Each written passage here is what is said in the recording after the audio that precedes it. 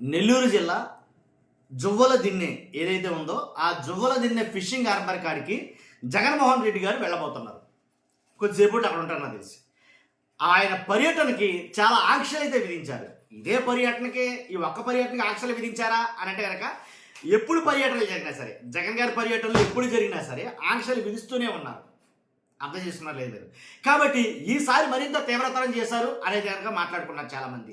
ఏంటి అని అంటే కనుక ఏదైతే ఒక ఫిషింగ్ హార్బర్ని జగన్ గారి హయాంలో నిర్మించారో ఆ ఫిషింగ్ హార్బర్ ప్రైవేటు పరం చేయబోతుంది కూట ప్రభుత్వం. ప్రైవేటు పరం చేయడానికి మేము ఒప్పుకోం అని అక్కడ ఉన్న గంగపుత్రులు కొంతమంది నిరసన తెలియజేస్తున్నారు. వాళ్ళకి అండగా జగన్మోహన్ రెడ్డి గారు అక్కడికి వెళ్ళటం అయితే జరిగింది. కాబట్టి అక్కడ వెళ్ళడానికి జగన్ గారు కూడా ఎవరో వెళ్ళకూడదు.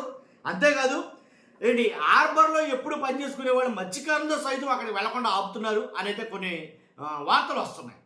అసలు ఈ నేపథ్యంలో అక్కడ ఏం జరుగుతుంది, ఏం జరగబోతుంది అనేది మీద మనం మాట్లాడబోతున్నాం. ఫస్ట్ అయితే లైక్ చేసి చెప్తాను.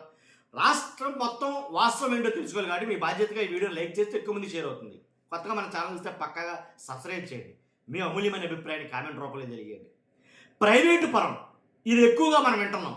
రాష్ట్రంలో కోట ప్రభుత్వం వచ్చిన కాడి నుంచి మెడికల్ కాలేజీలు ప్రైవేటు పరం అని ఇలా 1-2 కాదు ప్రైవేటు పరం చేయడం బాగా వింటున్నాం. అందులో భాగంగానే ఈ జువ్వల దిన్నెలో ఉన్న ఫిషింగ్ హార్బర్ కూడా ప్రైవేటీకరణ చేయడానికి అడుగులు పడుతున్నాయి. కాబట్టే వాళ్ళు ఆందోళనలో ఉన్నారు గంగపుత్రులు మత్స్యకారులు అందరూ. వాళ్ళకి అండగా నిలవడానికి జగన్మోహన్ రెడ్డి గారు ఇవాళ పర్యటన అయితే కనుక వెళ్తున్నారు. కానీ వెళ్ళే క్రమంలో ఆయన కూడా ఎవరో రాకూడదు, ఆఖరికి మీడియాను కూడా అక్కడ రాకుండా ఆపుతున్నారు. మీడియాను కూడా రావద్దని అన్నారు, నిషేధించారు. వాళ్ళు రాకుండా ఉండాలి అని వాళ్ళు రావద్దు అని చెప్తున్నారని చెప్పేసి కొంతమంది మాట్లాడుతున్నమాట. కాబట్టి మీడియాను కూడా రావద్దని ఎంతవరకు సమంజసం అనేది నాకు అర్థం కాల. కాబట్టి ఎవరు రావద్దన్నారు ఏంటంటే కనుక కలెక్టర్ గారు, ఎస్పీ గారు వాళ్ళ ఆదేశాలు ఉన్నాయి, వాళ్ళ నుంచి ఆదేశాలు వచ్చాయని వాళ్ళు మాట్లాడుతున్నారు. ఎవరిని వెళ్ళవట్లా చెక్ పోస్టులు అయితే పెట్టారు, వెళ్ళే వారిని ఖచ్చితంగా ఆపుతున్నారు. ఆపి మరీ అడిగి వెనక్కి పంపించేయడమే జరుగుతుంది. ఎందుకంటే కనుక అసలు కూటమి ప్రభుత్వానికి జగన్మోహన్ రెడ్డి గారి పర్యటన అంటే ఎందుకు అంత భయం? కూటమి ప్రభుత్వానికి జగన్మోహన్ రెడ్డి గారి ఏదైతే పర్యటనలు ఉన్నాయో, ఎలాంటివి ఉన్నాయో వీటి పట్ల ఎక్కువగా భయం ప్రదర్శిస్తున్నారు. అందుగురించి ఎవరిని జగన్ గారు కూడా వెళ్ళడానికి లేదు.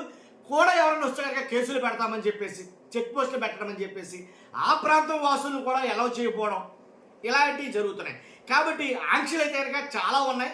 ఆంక్షలు అధిగమించి జనం అక్కడికి వెళ్తారా, మత్స్యకారులు కూడా ఎక్కువ మంది అక్కడ పోగవుతారా? కాబట్టి వాళ్ళ బాధ ఏంటో జగన్మోహన్ రెడ్డి గారు ఏం మాట్లాడబోతున్నారు, ఆ ఫిషింగ్ హార్బర్ బట్టి ఇప్పుడు వరకు తెలియని విషయం.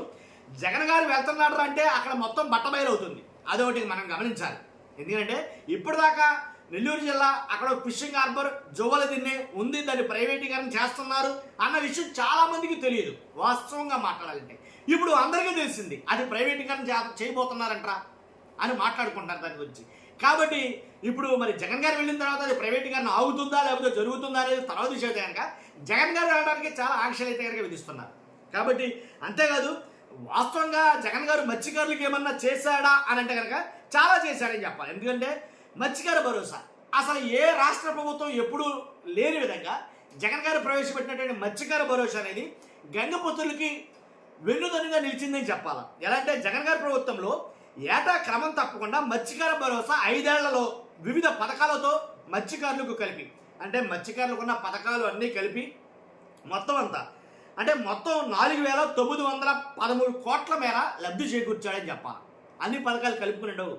కాబట్టి అలాంటి అంటే ప్రతిసారి ఏదైతే మత్స్యకారులకి వేటకి వెళ్ళకూడనటువంటి సమయం ఒకటి వస్తుంది. ఆ సమయంలో వాళ్ళని చూసుకోవడం కావచ్చు, ఆర్థికంగా ఆదుకోవడం కావచ్చు, అలాంటి విషయంలో క్రమం తప్పకుండా జరిగిందని చెప్పాలి వాస్తవం మాట్లాడాలంటే.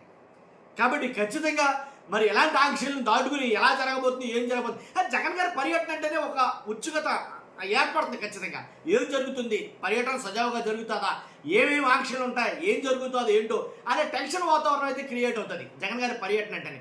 ఎందుకు ఆపుతారో తెలియదు, ఎందుకు అడ్డుకున్నారో తెలియదు. ఆ అడ్డుకోవడం ఆపడంతో దానికి ఇంకా హైప్ క్రియేట్ అవుతుందని నేనైతే నమ్ముతా. ఖచ్చితంగా మీ అభిప్రాయం ఏంటో ఖచ్చితంగా కామెంట్ రూపంలో తెలియజేయండి. జగన్ గారు వెళ్తున్న పర్యటన సక్సెస్ అవుతుందా ఏంటనేది మీ అభిప్రాయం కామెంట్ రూపంలో తెలియజేయండి. ఫస్ట్ అయితే లైక్ చేయండి. కొత్తగా మన ఛానల్ పక్కాగా సబ్స్క్రైబ్ చేయండి. Thank you.